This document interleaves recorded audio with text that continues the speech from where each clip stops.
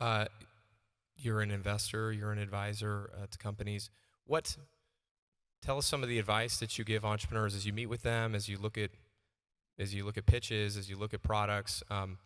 What do you tell us about some of the things you talk about? So one of the reasons why our industry is so tough is that just when you sort of figured it out, the rules change again. So I'll give you a simple example. If you went to business school, and I didn't, but I teach at business school, you would have been taught, build a great product, organize a sales force. You know, you and I talked about this in my previous roles. Sell it to the customer, charge a fair price, make the customer happy. Seems like that's what business is about, right? That strategy is insufficiently scalable in a global market that's all interconnected. So in other words, it sounds like a fine strategy, and it'll produce a reasonable business, but it's not going to produce a huge business. It's just too hard to hire all those salespeople working with every customer and so forth. You have to have a more clever strategy.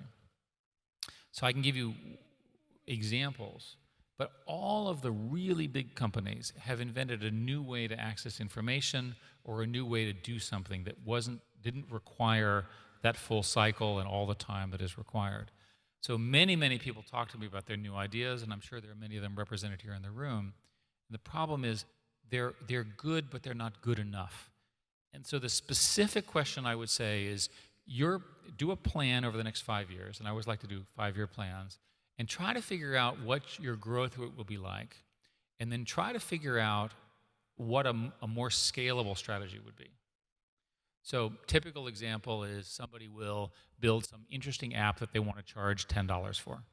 And so I will ask, well, why couldn't you give the app away for free and then upsell the users? Everybody here understands that strategy. I'll give you another example. I'm quite convinced I know what the platforms will look like in 5 years.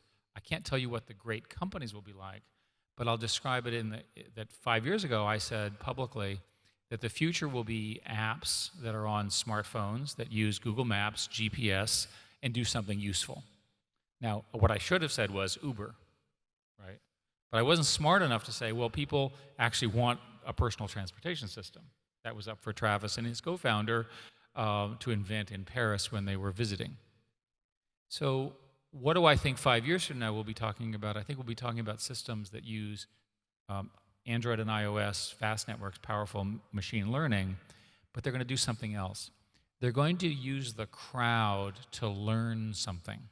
I'll give you a trivial example. I know nothing about dermatology, and I have $1 million. So what I'm going to do is I'm going to run around to dermatologists. I'm going to pay them $1 to categorize skin samples with whatever the dermatological problem is. Put that into my machine learning system, run it through the system, have it do a categorization, and then I'm going to go and sell the same service to dermatologists because my system will be more accurate than the individual dermatological diagnoses. So that model, which is you crowdsource information in, you learn it, and then you sell it, is in my view a highly likely candidate for the next $100 billion corporations. I'm not suggesting it would be Alphabet or Uber or Facebook, but if I were starting a company, I'd start with that premise today. How can I use this concept of scalability and get my users to teach me? Right? So if your users teach me and then I can sell to them or others a service which is better than their knowledge, it's a win for everybody.